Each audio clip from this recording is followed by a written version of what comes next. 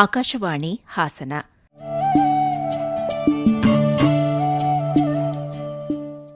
ಕೇಳುಗರೆ, ರಾಷ್ಟ್ರೀಯ ರಸ್ತೆ ಸುರಕ್ಷತಾ ಮಾಸಾಚರಣೆ ಕುರಿತು ಹಾಸನದ ಸಾರಿಗೆ ಇಲಾಖೆಯ ಪ್ರಾದೇಶಿಕ ಸಾರಿಗೆ ಅಧಿಕಾರಿ ಜೆಪಿ ಪ್ರಕಾಶ್ ಅವರೊಂದಿಗಿನ ಸಂದರ್ಶನ ಪ್ರಸಾರವಾಗಲಿದೆ.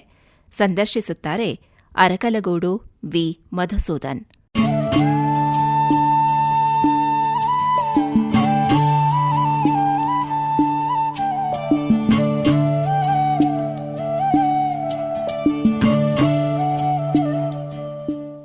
ಆತ್ಮೀಯ ಕೇಳುಗರೆ, ತಮ್ಮೆಲ್ಲರಿಗೂ ನಮಸ್ಕಾರ. ಇವತ್ತಿನ ಕಾರ್ಯಕ್ರಮಕ್ಕೆ ಸ್ವಾಗತ. ಇವತ್ತಿನ ಕಾರ್ಯಕ್ರಮದಲ್ಲಿ ರಾಷ್ಟ್ರೀಯ ರಸ್ತೆ ಸುರಕ್ಷತಾ ಮಾಸಾಚರಣೆ ಈ ವಿಷಯಕ್ಕೆ ಸಂಬಂಧಪಟ್ಟ ಹಾಗೆ ಮಾತನಾಡ್ತಾ ಇದ್ದೇವೆ. ರಸ್ತೆಗಳು ಚೆನ್ನಾಗಿ ಆದ ನಂತರ ಅಪಘಾತಗಳ ಸಂಖ್ಯೆ ಹೆಚ್ಚಾಗ್ತಾ ಇದೆ. ಈ ಅಪಘಾತಗಳ ಸಂಖ್ಯೆಯನ್ನು ನಾವು ಗಮನಿಸ್ತಾ ಇದ್ದೇವೆ. ಪ್ರತಿನಿತ್ಯವೂ ಕೂಡ ದಿನಪತ್ರಿಕೆಗಳಲ್ಲಿ, ಸಾಮೂಹಿಕ ಮಾಧ್ಯಮಗಳಲ್ಲಿ ನಾವು ಈ ಅಪಘಾತಗಳ ಬಗ್ಗೆ ತಿಳಿದುಕೊಳ್ತಾ ಇದ್ದೇವೆ. ಹೆಚ್ಚಾಗಿ ಆಗ್ತಾ ಇರತಕ್ಕಂತಹ ಅಪಘಾತಗಳಿಂದಾಗಿ ಅನೇಕ ಕುಟುಂಬಗಳಿಗೆ ತೊಂದರೆ ಆಗ್ತಾ ಇದೆ. ಅನೇಕರಿಗೆ ಜೀವನ ಭಾರಿ ಕಷ್ಟವೂ ಕೂಡ ಆಗ್ತಾ ಇದೆ. ಈ ನಿಟ್ಟಿನಲ್ಲಿ ಸಾರಿಗೆ ಇಲಾಖೆ ರಾಷ್ಟ್ರೀಯ ರಸ್ತೆ ಸುರಕ್ಷತಾ ಮಾಸಾಚರಣೆಯನ್ನು ಮಾಡಿ ರಸ್ತೆ ಸುರಕ್ಷತೆಗೆ ಸಂಬಂಧಪಟ್ಟ ಹಾಗೆ ಎಷ್ಟರ ಮಟ್ಟಿಗೆ ಜನಸಾಮಾನ್ಯರು ಜಾಗೃತರಾಗಬೇಕು, ಏನೆಲ್ಲ ಮಾಡಬೇಕು, ಏನೆಲ್ಲ ಮಾಡಬಾರ್ದು, ನಾವು ಸಂಚಾರ ಮಾಡುವಂತಹ ಸಂದರ್ಭದಲ್ಲಿ ನಮ್ಮ ಸಂಚಾರ ಹೇಗಿದ್ದರೆ ನಾವು ಸುರಕ್ಷಿತವಾಗಿ ಮನೆಯನ್ನು ಅಥವಾ ನಾವು ತಲುಪಬೇಕಾದಂತಹ ಒಂದು ಸ್ಥಳವನ್ನು ತಲುಪ್ತೀವಿ ಅನ್ನೋದ್ರ ಕುರಿತಂತೆ ಮಾಸಾಚರಣೆಯನ್ನು ಮಾಡ್ತಾ ಇದೆ. ಮಾಸಾಚರಣೆ ಒಂದು ತಿಂಗಳದ್ದಾದರೂ ಕೂಡ ಈ ಜಾಗೃತಿ ವರ್ಷ ಪೂರ್ತಿ ಇರಬೇಕಾಗುತ್ತೆ. ನಾವು ಈ ತಿಂಗಳಿನಲ್ಲಾದರೂ ಕೂಡ ರಸ್ತೆ ಸುರಕ್ಷತೆಗೆ ಸಂಬಂಧಪಟ್ಟ ಹಾಗೆ ಹೆಚ್ಚಿನ ಮಾಹಿತಿಯನ್ನು ಮಾಡಿಕೊಳ್ಳಬೇಕು ಮತ್ತು ಜಾಗೃತರಾಗಬೇಕು ಅನ್ನುವಂಥ ಉದ್ದೇಶದಿಂದ ಈ ಮಾಸಾಚರಣೆಯನ್ನು ಮಾಡಲಾಗ್ತಾ ಇದೆ. ಈ ನಿಟ್ಟಿನಲ್ಲಿ ಈ ರಾಷ್ಟ್ರೀಯ ರಸ್ತೆ ಸುರಕ್ಷತಾ ಮಾಸಾಚರಣೆ ಅಂತ ಅಂದರೆ ಏನು, ಯಾಕೆ ಇದನ್ನು ಪ್ರತಿ ವರ್ಷವೂ ಕೂಡ ಆಚರಣೆಯನ್ನು ಮಾಡಲಾಗುತ್ತೆ, ಈ ಸಂದರ್ಭದಲ್ಲಿ ಜನಸಾಮಾನ್ಯರು ಏನನ್ನು ಬಹಳ ಮುಖ್ಯವಾಗಿ ತಿಳಿದುಕೊಳ್ಳಬೇಕು ಹಾಗೂ ವರ್ಷಪೂರ್ತಿ ನಾವು ಏನೆಲ್ಲ ಪಾಲನೆಯನ್ನು ಮಾಡಬೇಕು ಅನ್ನುವಂಥ ವಿಚಾರಗಳನ್ನು ಇವತ್ತಿನ ಸಂಚಿಕೆಯಲ್ಲಿ ತಿಳಿದುಕೊಳ್ಳೋಣ. ಹೆಚ್ಚಿನ ಮಾಹಿತಿಯನ್ನು ಮಾಡಿಕೊಡ್ತಾ ಇದ್ದಾರೆ ಹಾಸನದ ಸಾರಿಗೆ ಇಲಾಖೆಯ ಪ್ರಾದೇಶಿಕ ಸಾರಿಗೆ ಅಧಿಕಾರಿ ಅಥವಾ RTO ಜೆಪಿ ಪ್ರಕಾಶ್ ಅವರು. ಸರ್, ತಮಗೆ ನಮಸ್ಕಾರ. ಕಾರ್ಯಕ್ರಮಕ್ಕೆ ನಮಸ್ಕಾರ. ಈ ವರ್ಷವೂ ಕೂಡ ಇಲಾಖೆ ರಾಷ್ಟ್ರೀಯ ರಸ್ತೆ ಸುರಕ್ಷತಾ ಮಾಸಾಚರಣೆಯನ್ನ ಮಾಡ್ತಾ ಇದೆ. ಏನ್ ಸರ್ ರಾಷ್ಟ್ರೀಯ ರಸ್ತೆ ಸುರಕ್ಷತಾ ಮಾಸಾಚರಣೆ ಅಂತ ಹೇಳಿದ್ರೆ? ರಸ್ತೆ ಸುರಕ್ಷತಾ ಮಾಸಾಚರಣೆ ಅಂದರೆ ನಮ್ಮ ಕೇಂದ್ರ ಸಾರಿಗೆ ಸಚಿವಾಲಯ ಮತ್ತು ರಾಷ್ಟ್ರೀಯ ಹೆದ್ದಾರಿಗಳ ಪ್ರಾಧಿಕಾರ, ಸರ್ವೋಚ್ಚ ನ್ಯಾಯಾಲಯಗಳ ರಸ್ತೆ ಸುರಕ್ಷತಾ ಸಮಿತಿ ಇವರ ಒಂದು ನಿರ್ದೇಶನದ ಮೇರೆಗೆ ನಮ್ಮ ಕರ್ನಾಟಕ ಸರ್ಕಾರದ ಸಾರಿಗೆ ಮತ್ತು ರಸ್ತೆ ಸುರಕ್ಷತೆ ಆಯುಕ್ತರ ಒಂದು ನಿರ್ದೇಶನದ ಮೇರೆಗೆ ಹಾಸನ ಜಿಲ್ಲಾ ರಸ್ತೆ ಸುರಕ್ಷತಾ ಸಮಿತಿಯ ಅಧ್ಯಕ್ಷರು ಮತ್ತು ಜಿಲ್ಲಾಧಿಕಾರಿಗಳ ಒಂದು ನಿರ್ದೇಶನದ ಮೇರೆಗೆ ಪ್ರತಿ ವರ್ಷ ಜನವರಿ ತಿಂಗಳಿನಲ್ಲಿ 1ನೇ ತಾರೀಕಿನಿಂದ 31ನೇ ತಾರೀಕಿನವರೆಗೆ ಸಾರ್ವಜನಿಕರಲ್ಲಿ ರಸ್ತೆ ಸುರಕ್ಷತೆಯ ಬಗ್ಗೆ ಜಾಗೃತಿ ಮೂಡಿಸುವಂಥ ಒಂದು ಕಾರ್ಯಕ್ರಮವನ್ನು ನಾವು ಹಮ್ಮಿಕೊಂಡಿದ್ದೀವಿ. ಅದರ ಪ್ರಯುಕ್ತ ನಾವು ಹಾಸನ ಪ್ರಾದೇಶಿಕ ಸಾರಿಗೆ ಕಚೇರಿ ವತಿಯಿಂದ ಒಂದು ಕಾರ್ಯಕ್ರಮನ ಮಾನ್ಯ ಜಿಲ್ಲಾಧಿಕಾರಿಗಳ ಒಂದು ಅಧ್ಯಕ್ಷತೆಯಲ್ಲಿ ಪ್ರಾರಂಭ ಮಾಡಿದ್ವಿ.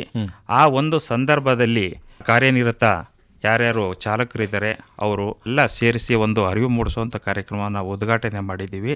ನಮ್ಮ ಕಚೇರಿ ವ್ಯಾಪ್ತಿಗೆ ಬರುವಂಥ ಪ್ರತಿ ತಾಲೂಕುಗಳಲ್ಲಿ ಈ ಒಂದು ಕಾರ್ಯಕ್ರಮನ ಹಮ್ಮಿಕೊಂಡು ಮಾಡ್ತಾ ಬಂದಿದ್ದೀವಿ. 1ನೇ ತಾರೀಕಿಂದ ಇದುವರೆಗೆ 21 ಕಾರ್ಯಕ್ರಮಗಳನ್ನು ಮಾಡಿದ್ದೀವಿ. ಈ ಕಾರ್ಯಕ್ರಮನ ಯಾರಿಗೆ ಮಾಡ್ತಾ ಇದ್ದೀವಿ ಅಂತ ಹೇಳಿದರೆ, ವೃತ್ತಿನಿರತ ಯಾರ್ಯಾರು ಚಾಲಕ ಮಿತ್ರರು ಇದ್ದಾರೆ ಅಂದರೆ ಆಟೋ ರಿಕ್ಷಾ, ಕ್ಯಾಬ್ ಚಾಲಕರು, ಲಾರಿ ಚಾಲಕರು ಮತ್ತು ಸಾರ್ವಜನಿಕ ಇತರೆ ಸ್ವಂತ ವಾಹನ ಓಡಿಸುವಂತಹ ನಾಗರಿಕ ಬಂಧುಗಳಿರೋ ಅವರು ಯಾರು ವಾಹನ ಚಾಲನೆ ಮಾಡ್ತಾ ಇದ್ದಾರೆ ಅವರು ವೃತ್ತಿಪರರಿರ್ಬೋದು ಅಥವಾ ಯಾರಾದರೂ ಆಗಿರ್ಬೋದು. ಸ್ವಂತ ವಾಹನ ಇವನ್ ದ್ವಿಚಕ್ರ ವಾಹನವನ್ನು ಓಡಿಸ್ತಾ ಇರೋ ಅವರು ಕೂಡ ಚಾಲಕರು ಅಂತೇಳಿ ನಮ್ಮ ಅರ್ಥದಲ್ಲಿ ಬರ್ತದೆ. ಅವರು ಚಾಲಕರಾಗಿರ್ತಾರೆ.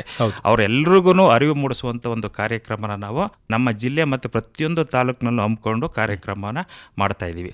ಮುಖ್ಯವಾಗಿ ಈ ಆಟೋ ರಿಕ್ಷಾ ಒಂದು ಸಂಘಟನೆಗಳಿರ್ತಲ್ಲ, ಅವರು ಇರುವಂಥ ಜಾಗಕ್ಕೆ ಹೋಗಿ ನಾವು ಜಾಗೃತಿಯನ್ನು ಮೂಡಿಸ್ತಾ ಇದ್ದೀವಿ. ರಸ್ತೆ ಸುರಕ್ಷತೆ ಬಗ್ಗೆ ಮಾಹಿತಿಯನ್ನು, ಸುರಕ್ಷತಾ ನಿಯಮಗಳ ಬಗ್ಗೆ ಮಾಹಿತಿಯನ್ನು ಕೊಡ್ತಾ ಇದ್ದೀವಿ.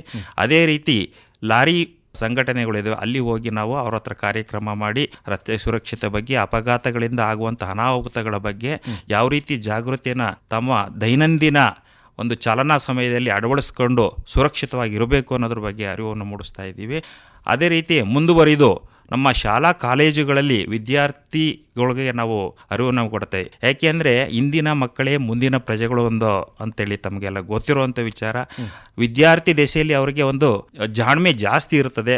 ಆ ಟೈಮಲ್ಲಿ ಕಲ್ತಿದ್ದು ಅವ್ರ ಲೈಫ್ ಟೈಮು ಪ್ರಯೋಜನಕ್ಕೆ ಬರುತ್ತೆ. ಆ ಒಂದು ದೃಷ್ಟಿಯಿಂದ ಮಕ್ಕಳಲ್ಲಿ ಈ ಒಂದು ರಸ್ತೆ ಸುರಕ್ಷತೆಯ ಬಗ್ಗೆ ಅರಿವನ್ನು ಮೂಡಿಸಬೇಕು.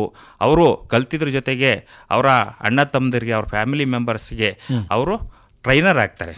ರಸ್ತೆ ಸುರಕ್ಷತೆ ಬಗ್ಗೆ ನನಗೆ ಗೊತ್ತಿದೆ, ಮುಂದಿನ ಜೀವನದಲ್ಲಿ ನಾನು ಚಾಲಕರಾದಂಥ ಸಂದರ್ಭದಲ್ಲಿ ಈ ನಿಯಮಗಳನ್ನು ಅಳವಡಿಸ್ಕೊಂಡು ನಾನು ಸುರಕ್ಷಿತ ಚಾಲನೆ ಮಾಡ್ತೀನಿ. ಸದ್ಯಕ್ಕೆ ನನಗಿನ್ನೂ ವಯಸ್ಸಿದೆ, 18 ವರ್ಷ ಆಗಿಲ್ಲ, ಆದರೆ ನಾನು ಈ ಚಾಲನಾ ನಿಯಮಗಳನ್ನ ತಿಳ್ಕೊಂಡಿದ್ದೀನಿ ಅಂತೇಳಿ ಯಾರು ಅವ್ರ ಮನೆಯಲ್ಲಿ ವಾಹನ ಚಾಲನೆ ಮಾಡ್ತಾ ಇರ್ತಾರೆ. ಈಗ ಪ್ರತಿಯೊಂದು ಮನೆಯಲ್ಲೂ ಒಂದಲ್ಲ ಒಂದು ರೀತಿ ವಾಹನ ಉಪಯೋಗಿಸಿ ಹೋಗ್ತಾರೆ. ಆ ಸಂದರ್ಭದಲ್ಲಿ ಏನು ಸುರಕ್ಷತಾ ನಿಯಮಗಳು, ಸಣ್ಣ ಸಣ್ಣ ವಿಚಾರಗಳನ್ನ ಅವರು ತಮ್ಮ ಪೇರೆಂಟ್ಸ್ಗಳಿಗೆ ಹೇಳಿ ಅವರನ್ನು ಜಾಗೃತಿ ಮೂಡಿಸಬೇಕು ಅನ್ನೋ ಉದ್ದೇಶದಿಂದ ಫಸ್ಟ್ ಈ ಸ್ಟೂಡೆಂಟ್ಸನ್ನು ನಾವು ಟ್ರೈನರ್ ಆಗಿ ನಾವು ಮಾಡ್ತಾ ಇದ್ದೀವಿ.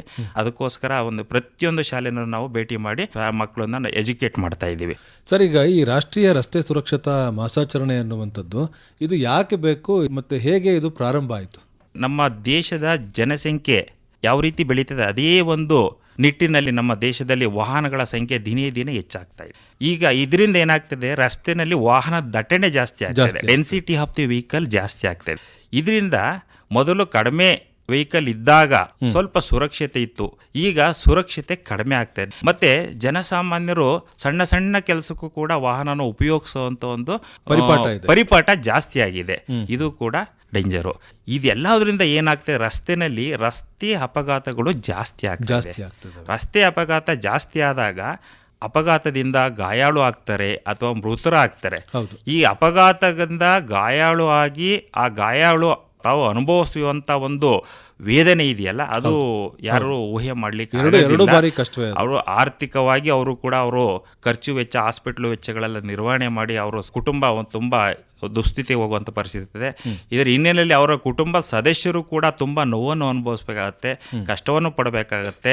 ಗಾಯಾಳವಾದಂಥ ವ್ಯಕ್ತಿ ಅಕಸ್ಮಾತ್ ಏನಾದರೂ ಸತ್ತಂಥ ಪಕ್ಷದಲ್ಲಿ ಇಡೀ ಅವರ ಕುಟುಂಬ ಎಲ್ಲ ರೀತಿಯಲ್ಲೂ ಒಂದು ದುಸ್ಥಿತಿಗೆ ಹೋಗುತ್ತೆ. ಅವರ ಸಂಸಾರ, ತಂದೆ ತಾಯಿಗಳ, ಗಂಡ ಹೆಂಡತಿ, ಮಕ್ಕಳ ನಿರ್ವಹಣೆ ಇವೆಲ್ಲವಾಗಿ ಸಮಾಜದಲ್ಲಿ ಅವರು ಒಂದು ದುಸ್ಥಿತಿಗೆ ಹೋಗ್ತಾರೆ. ಇದರಿಂದ ನಾವು ಆಕ್ಸಿಡೆಂಟನ್ನು ತಪ್ಪಿಸಬೇಕಾದ್ರೆ ಯಾವ ರೀತಿ ನಾವು ರಸ್ತೆಯಲ್ಲಿ ಸಂಚಾರ ಮಾಡಬೇಕು, ರಸ್ತೆ ಸುರಕ್ಷತಾ ನಿಯಮನ ಯಾವ ರೀತಿ ಪಾಲನೆ ಮಾಡಬೇಕು, ಪಾಲನೆ ಮಾಡೋದ್ರಿಂದ ಆಗ ಅನುಕೂಲ ಏನು, ಅನಾನುಕೂಲಗಳೇನು ಎನ್ನುವುದನ್ನು ನಾವು ಎಲ್ಲ ಸಾರ್ವಜನಿಕರಲ್ಲಿ ಅರಿವು ಮೂಡಿಸೋದಷ್ಟೇ ನಮ್ಮ ಉದ್ದೇಶ. ಇದಕ್ಕೆ ಸಂಬಂಧಪಟ್ಟ ಹಾಗೆ ಸಮಿತಿಗಳು ಕೂಡ ಇದ್ದಾವೆ. ರಾಷ್ಟ್ರ ಮಟ್ಟದಲ್ಲಿದೆ, ರಾಜ್ಯ ಮಟ್ಟದಲ್ಲಿದೆ, ಜಿಲ್ಲಾ ಮಟ್ಟದಲ್ಲೂ ಕೂಡ ಸಮಿತಿಗಳಿದ್ದಾವೆ. ಇವು ಹೇಗೆ ಪ್ರಾರಂಭ ಆಯಿತು, ಯಾವ್ಯಾವ ಸಮಿತಿಗಳು ಇದ್ದಾವೆ, ಅಲ್ಲಿ ಯಾರೆಲ್ಲ ಸದಸ್ಯರು ಮತ್ತೆ ಅಧ್ಯಕ್ಷರು ಇರ್ತಾರೆ, ಅವರು ಹೇಗೆ ರಸ್ತೆ ಸುರಕ್ಷತೆಯ ಬಗ್ಗೆ ಜಾಗೃತಿಯನ್ನು ಮೂಡಿಸ್ತಾರೆ, ಇದ್ರ ಬಗ್ಗೆ ತಿಳಿಸ್ಕೊಡಿ. ಮುಖ್ಯವಾಗಿ ಹೇಳೋದಾದ್ರೆ ಸರ್ವೋಚ್ಚ ನ್ಯಾಯಾಲಯಗಳ ರಸ್ತೆ ಸುರಕ್ಷತಾ ಸಮಿತಿ ಅಂತ ಇದೆ. ಇಲ್ಲಿ ನಮ್ಮ ಸುಪ್ರೀಂ ಕೋರ್ಟ್ ನಿವೃತ್ತ ನ್ಯಾಯಾಧೀಶರುಗಳು ಅಲ್ಲಿಗೆ ಮುಖ್ಯಸ್ಥರಾಗಿರ್ತಾರೆ. ಅವರು ಕಾಲಕಾಲಕ್ಕೆ ನಮ್ಮ ದೇಶದ ಪ್ರತಿಯೊಂದು ರಾಜ್ಯಗಳಿಂದ ಆಕ್ಸಿಡೆಂಟ್ ಒಂದು ರಿಪೋರ್ಟ್ ತರಿಸ್ಕೊಂಡು ಯಾವ ಕಾಲಕ್ಕೆ ಯಾವ ರೀತಿ ನಮಗೆ ಡೈರೆಕ್ಷನ್ ಕೊಡ್ತಾ ಇರ್ತಾರೆ. ಆ ಡೈರೆಕ್ಷನ್ ಪ್ರಕಾರ ಯಾವ ರೀತಿ ಕಾರ್ಯನಿರ್ವಹಿಸಬೇಕು, ಏನು ಸುರಕ್ಷತಾ ನಿಯಮಗಳನ್ನ ತಗೋಬೇಕು ಅಂತ ಅವರ ಒಂದು ನಿರ್ದೇಶನದ ಮೇರೆಗೆ ನಮ್ಮ ಕರ್ನಾಟಕ ರಾಜ್ಯ ಸರ್ಕಾರದ ಸಾರಿಗೆ ಮತ್ತು ರಸ್ತೆ ಸುರಕ್ಷತಾ ಆಯುಕ್ತರಿರ್ತಾರೆ, ಅವರು ಕೂಡ ನಮಗೆ ನಿರ್ದೇಶನ ಕೊಡ್ತಾ ಇರ್ತಾರೆ. ಅದೇ ರೀತಿ ನಮ್ಮಲ್ಲಿ ರೋಡ್ ಸೇಫ್ಟಿ ಅಪರ ಸಾರಿಗೆ ಆಯುಕ್ತರಿರ್ತಾರೆ, ಅವರು ಕೂಡ ಅಲ್ಲಿರ್ತಾರೆ, ಅವರು ನಮಗೆ ಡೈರೆಕ್ಷನ್ ಕೊಡ್ತಾ ಇರ್ತಾರೆ.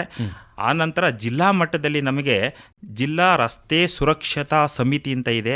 ಅದರ ಅಧ್ಯಕ್ಷರು ನಮ್ಮ ಮಾನ್ಯ ಜಿಲ್ಲಾಧಿಕಾರಿಗಳೇ ಆಗಿರ್ತಾರೆ. ಮತ್ತು ಅದರ ಸದಸ್ಯ ಕಾರ್ಯದರ್ಶಿಗಳು PWD ಎಕ್ಸಿಕ್ಯೂಟಿವ್ ಇಂಜಿನಿಯರ್ ಆಗಿರ್ತಾರೆ.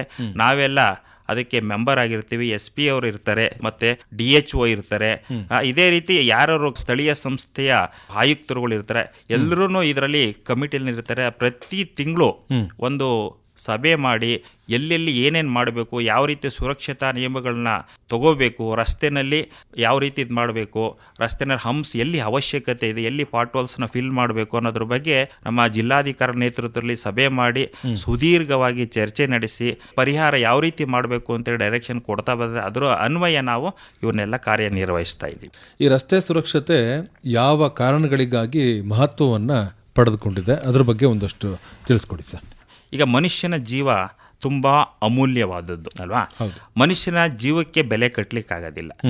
ಏನಾದರೂ ಹೆಚ್ಚು ಕಡಿಮೆಯಾಗಿ ಹೋದರೆ ಮನುಷ್ಯನ ಜೀವನ ಸಾವಿರಾರು ಜನ್ಮಗಳಲ್ಲಿ ಒಂದು ಸಾರಿ ಮನುಷ್ಯನ ರೂಪ ಸಿಕ್ಕಿದೆ ಅಂತ ಜೀವವನ್ನ ನಾವು ಕಾಪಾಡ್ಕೊಳ್ಳೋದು ನಮ್ಮ ನಿಮ್ಮೆಲ್ಲರ ಆದ್ಯ ಕರ್ತವ್ಯ ಆಗಿರುತ್ತದೆ.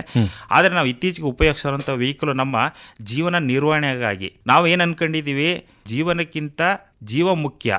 ಆದರೆ ಈಗೇನಾಗಿದೆ, ಜೀವದ ಬಗ್ಗೆ ನಿರ್ಲಕ್ಷ್ಯ ಮಾಡ್ತಾ ಇದೀವಿ, ಜೀವನದ ಬಗ್ಗೆನೇ ಯೋಚನೆ ಮಾಡ್ತಾ ಇದೀವಿ. ನಮ್ಮ ಜೀವನ ಕಾಪಾಡಿಕೊಳ್ಬೇಕು ಅನ್ನೋ ದೃಷ್ಟಿಯಿಂದ ನಾವು ಈ ರಸ್ತೆ ಸುರಕ್ಷತೆ ನಿಯಮಗಳನ್ನ ಪಾಲಿಸಲೇಬೇಕು. ಒಂದು ಉದಾಹರಣೆ ಈ ಸಂದರ್ಭದಲ್ಲಿ ಹೇಳೋದಾದ್ರೆ, ಯಾರಾದ್ರೂ ಒಂದು ಹೊಸ ಮೊಬೈಲ್ ತಗೊಳ್ತಾರೆ ಅಂತ ಇಟ್ಕೊಳ್ಳಿ.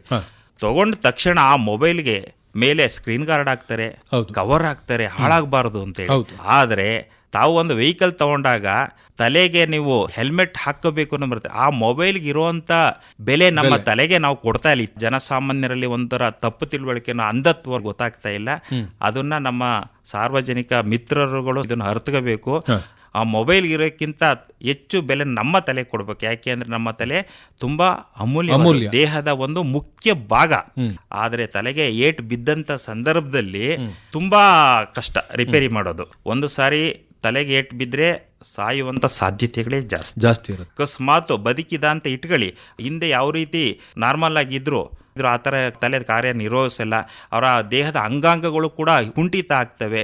ಬದುಕಿದ್ರೂ ಕೂಡ ಅವರ ಒಂದು ಕುಟುಂಬಕ್ಕೆ ಹೊರೆಯಾಗಿ ಬದುಕಬೇಕಾದ ಸಂದರ್ಭ ಬರ್ತದೆ. ಆದ್ರಿಂದ ತಲೆಯ ರಕ್ಷಣೆಗೆ ನಾವು ಆದ್ಯತೆ ಕೊಡಬೇಕು. ಅದರಿಂದ ಶಿರಸ್ತ್ರಾಣ ಅಂದರೆ ಹೆಲ್ಮೆಟ್ನ ನಾವು ಕಡ್ಡಾಯವಾಗಿ ಧರಿಸಲೇಬೇಕು.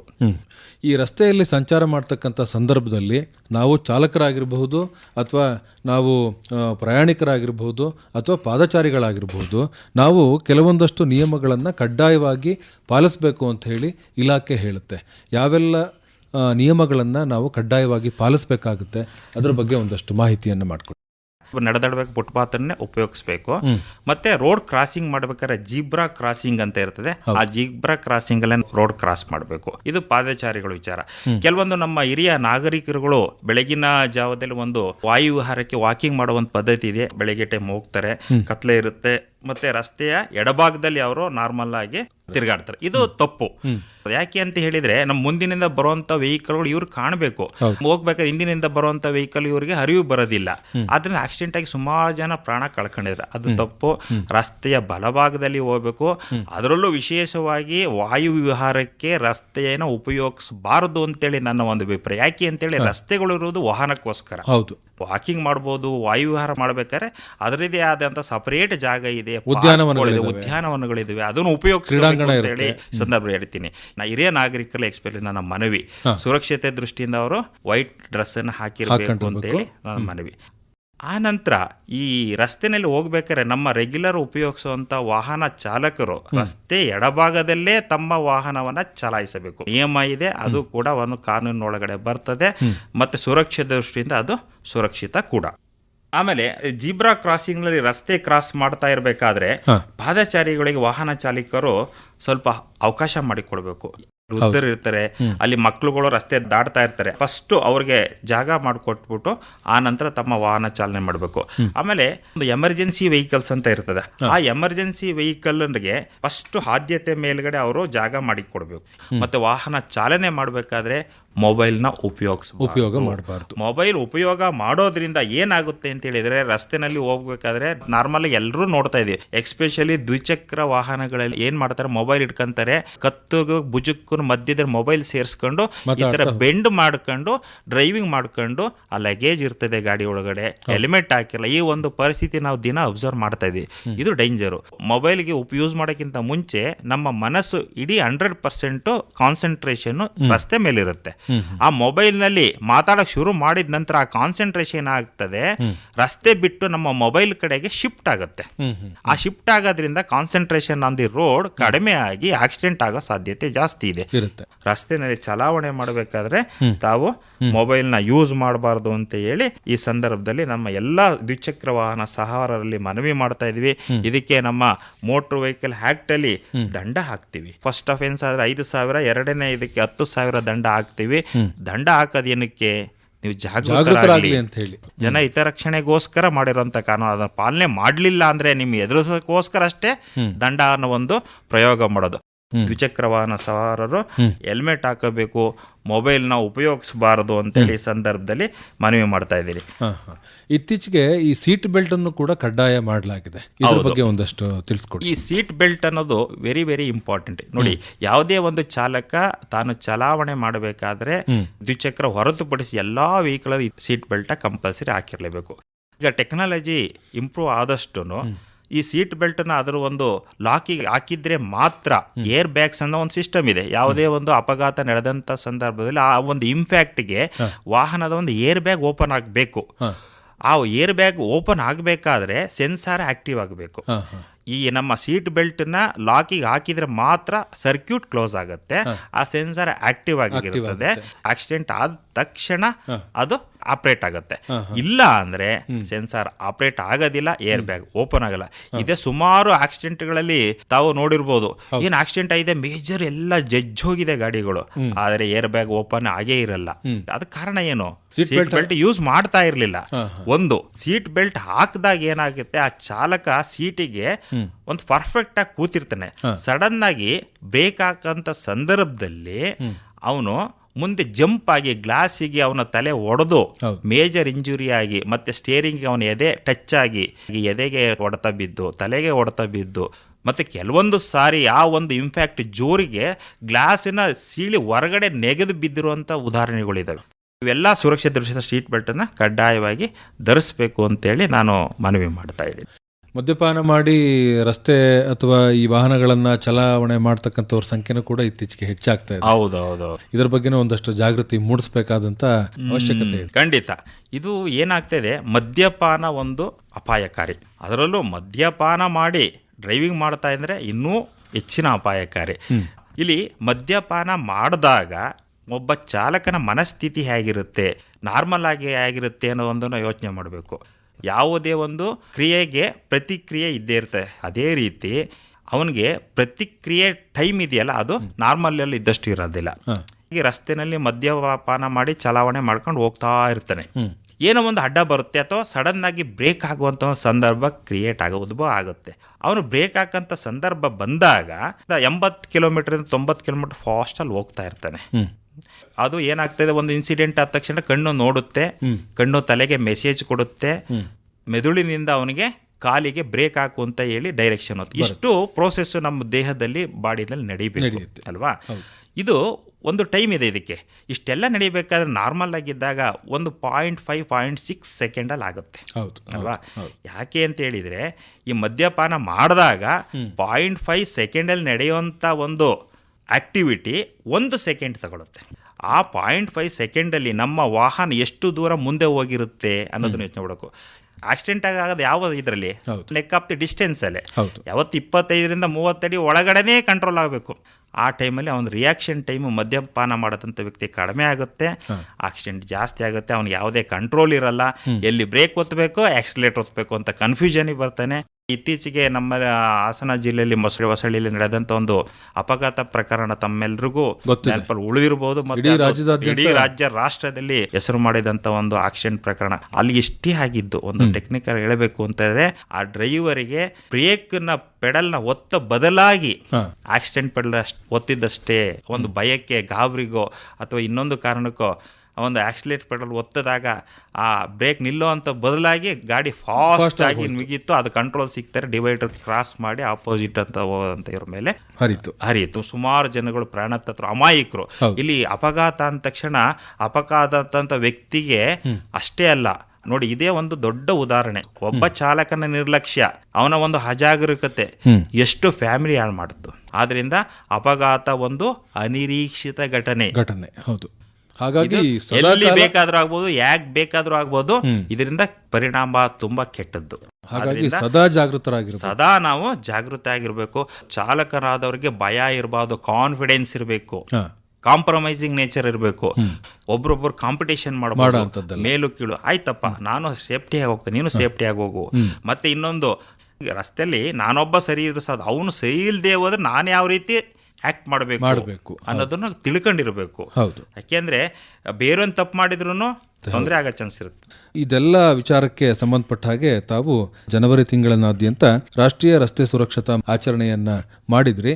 ಈ ಸಂದರ್ಭದಲ್ಲಿ ಜನಸಾಮಾನ್ಯರಿಗೆ ಜಾಗೃತಿ ಮೂಡಿಸುವ ಸಲುವಾಗಿ ಅನೇಕ ಕಾರ್ಯಕ್ರಮಗಳನ್ನು, ಅನೇಕ ತರಬೇತಿ ಕಾರ್ಯಕ್ರಮಗಳನ್ನು ಮತ್ತು ಬೇರೆ ಬೇರೆ ತರಹದ ಕಾರ್ಯಕ್ರಮಗಳನ್ನು ಆಯೋಜನೆಯನ್ನು ಮಾಡಿದ್ರಿ.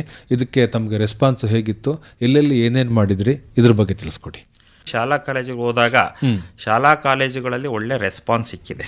ಹಾಸನ್ ನಗರ ವ್ಯಾಪ್ತಿನಲ್ಲಿ, ಚಂದ್ರಾಯಪಟ್ಟಣದಲ್ಲಿ, ಅರಸೀಕೆರೆನಲ್ಲಿ ಮತ್ತೆ ಅರಕಲಗೂಡಿನಲ್ಲಿ ಎಲ್ಲ ಶಾಲಾ ಕಾಲೇಜುಗಳಲ್ಲೂ ನಾವು ಮಾಡಿದ್ದೀವಿ. ಒಳ್ಳೆ ರೆಸ್ಪಾನ್ಸ್ ಸಿಕ್ಕಿದೆ. ನಮ್ಮ ಲಾರಿ ಚಾಲಕರ ಸಂಘದ ಹತ್ರ ಹೋಗಿ ಅಲ್ಲಿ ಪ್ರೋಗ್ರಾಮ್ ಮಾಡಿದ್ವಿ. ಅವರು ತುಂಬಾ ಖುಷಿಯಾದರು. ದೈನಂದಿನ ಜೀವನದಲ್ಲಿ ನಾವು ಡ್ರೈವಿಂಗ್ ಮಾಡ್ತಾ ಇದ್ದೀವಿ, ಕೆಲವು ನಿಯಮಗಳು ಮರ್ತಿದ್ವಿ, ಗೊತ್ತಿರುತ್ತೆ, ಮರ್ತಿರ್ತಾರೆ ಅಷ್ಟೇ. ಅದನ್ನ ಮತ್ತೆ ಅವ್ರಿಗೆ ನೆನಪು ಮಾಡ್ಕೊಡೋಂತ ಕೆಲಸ ಆ ತರ ಹೇಳಿ ಅವರು ಖುಷಿ ಪಟ್ರು. ಅದರಿಂದ ಒಳ್ಳೆ ರೆಸ್ಪಾನ್ಸ್ ಸಿಕ್ಕಿದೆ, ಚೆನ್ನಾಗಿ ಆಗ್ತಾ ಇದೆ.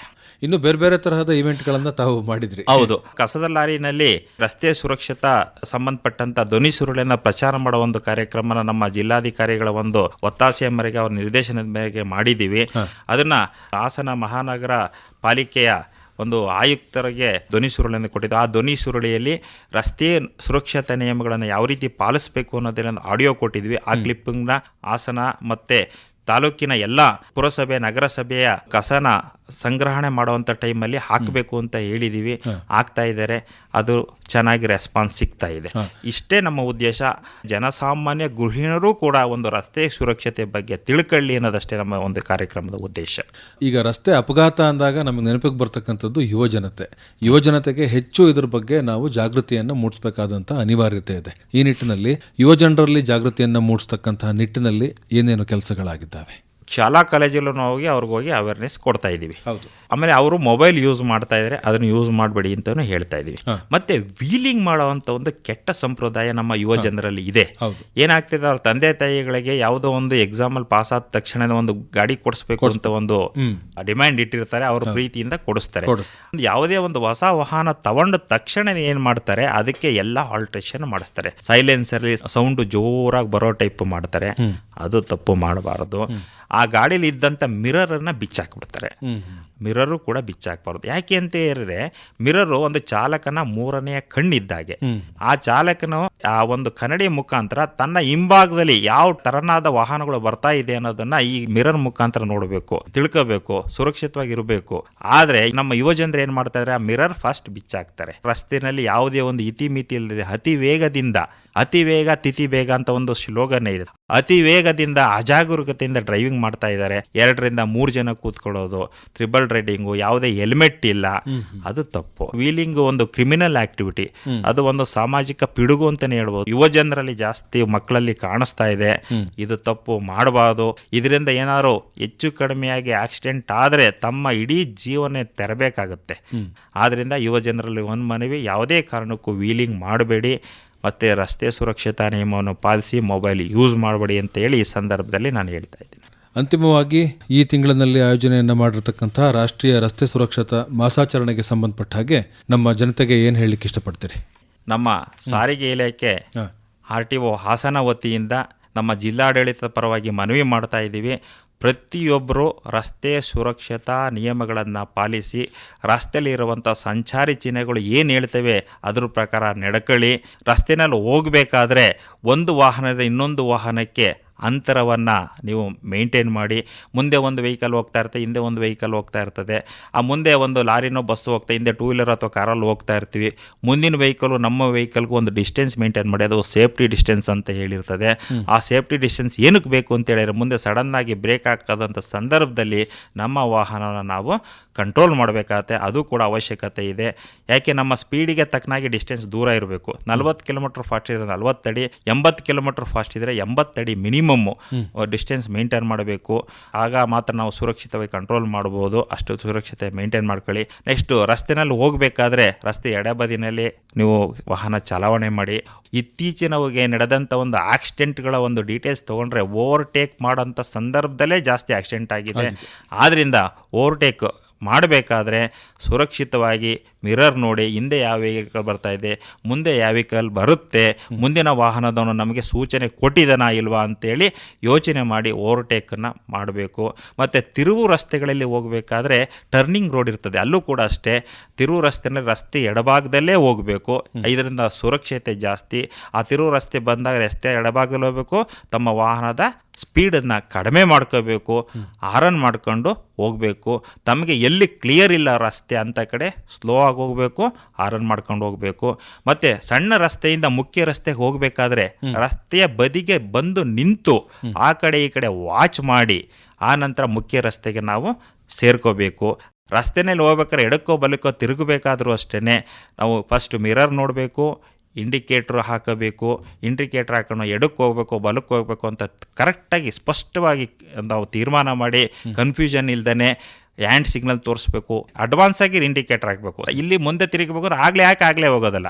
ಸೊ ಕನಿಷ್ಠ 100 ಮೀಟರ್ ಅಂತ ಹೇಳ್ತಾರೆ, 300 ಅಡಿ ಅಡ್ವಾನ್ಸ್ ಆಗಿ ತಾವು ಡಿಸೈಡ್ ಮಾಡಿ ಇಂಡಿಕೇಟರ್ ಹಾಕೊಂಡು ನಿಧಾನಕ್ಕೆ ತಾವು ಯಾವ ಕಡೆ ಲೆಫ್ಟ್ಗೆ ಹೋಗ್ಬೇಕು ರೈಟ್ಗೆ ಹೋಗ್ಬೇಕು ಅನ್ನೋ ತೀರ್ಮಾನ ಮಾಡಿ ಹೋಗಬೇಕು ಅಂತೇಳಿ ಹೇಳ್ತಾ ಇದ್ದೀನಿ. ಆ ನಂತರ ಇನ್ನೇನಾದರೂ ಸುರಕ್ಷತಾ ನಿಯಮಗಳು ಅದನ್ನು ಕಡ್ಡಾಯವಾಗಿ ಪಾಲಿಸಬೇಕು. ರಸ್ತೆಯಲ್ಲಿ ನಮಗೆ ಚಿಹ್ನೆಗಳು ಇರ್ತದೆ, ರೋಡ್ ಸೇಫ್ಟಿ ಸೈನ್ ಬೋರ್ಡ್ ಇರ್ತದೆ, ಅವನ್ನೆಲ್ಲ ಕಡ್ಡಾಯವಾಗಿ ಪಾಲಿಸಬೇಕು. ರೋಡ್ ಹಂಪ್ಸ್ ಇದೆಯಾ, ಏನಿದೆ, ಒನ್ ವೇ ಇದೆಯಾ, ಅವನ್ನೆಲ್ಲ ತಾವು ಪಾಲಿಸಬೇಕು ಅಂತೇಳಿ ಸಂದರ್ಭದಲ್ಲಿ ನಮ್ಮ ಎಲ್ಲ ಚಾಲಕ ಮಿತ್ರರಲ್ಲಿ, ಸಾರ್ವಜನಿಕ ಬಂಧುಗಳಲ್ಲಿ ನಮ್ಮ ಸಾರಿಗೆ ಇಲಾಖೆ ಹಾಸನ RTO ವತಿಯಿಂದ ನಾವು ಮನವಿ ಮಾಡ್ತಾ ಇದ್ದೀವಿ. ಯಾಕೆಂದರೆ ಜೀವನ ಮುಖ್ಯ. ಆದ್ದರಿಂದ ರಸ್ತೆ ಸುರಕ್ಷೆ ಜೀವದ ರಕ್ಷೆ ಅಂತ ಹೇಳಿ ಒಂದು ಧ್ಯೇಯದಿಂದ ನಾವು ಮಾಡ್ತಾ ಇದ್ದೀವಿ. ರಸ್ತೆ ಸುರಕ್ಷೆ ಜೀವದ ರಕ್ಷೆ, ಇದು ನಮ್ಮ ಗುರಿ. ಒಳ್ಳೆಯದು ಸರ್. ಇದುವರೆಗೆ ರಾಷ್ಟ್ರೀಯ ರಸ್ತೆ ಸುರಕ್ಷತಾ ಮಾಸಾಚರಣೆಗೆ ಸಂಬಂಧಪಟ್ಟ ಹಾಗೆ ರಸ್ತೆ ಸುರಕ್ಷತೆ ಅಂತ ಅಂದರೆ ಏನು, ಹೇಗೆ ಇದರ ಪಾಲನೆಯನ್ನು ಮಾಡಬೇಕು, ಪಾಲನೆಯನ್ನು ಮಾಡಿದಾಗ ಏನೆಲ್ಲ ಅನುಕೂಲಗಳು ನಮಗೆ ಲಭಿಸುತ್ತೆ ಅನ್ನುವಂಥ ವಿಚಾರಗಳನ್ನು ಬಹಳ ವಿವರವಾಗಿ ಇಂದಿನ ಕಾರ್ಯಕ್ರಮದಲ್ಲಿ ತಿಳಿಸಿಕೊಟ್ರಿ. ತಮಗೆ ಧನ್ಯವಾದಗಳು. ನಮಸ್ಕಾರ. ನಮಸ್ಕಾರ.